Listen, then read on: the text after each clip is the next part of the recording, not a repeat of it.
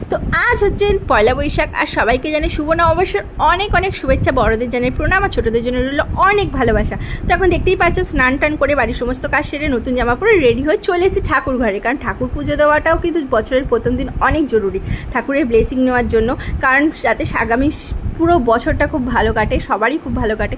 তারপর চলে এসেছি এখানে, আমার হাজব্যান্ড রান্না করছিল তো আমি চলে এসেছি এখন বাদবাকি রান্নাগুলো করতে।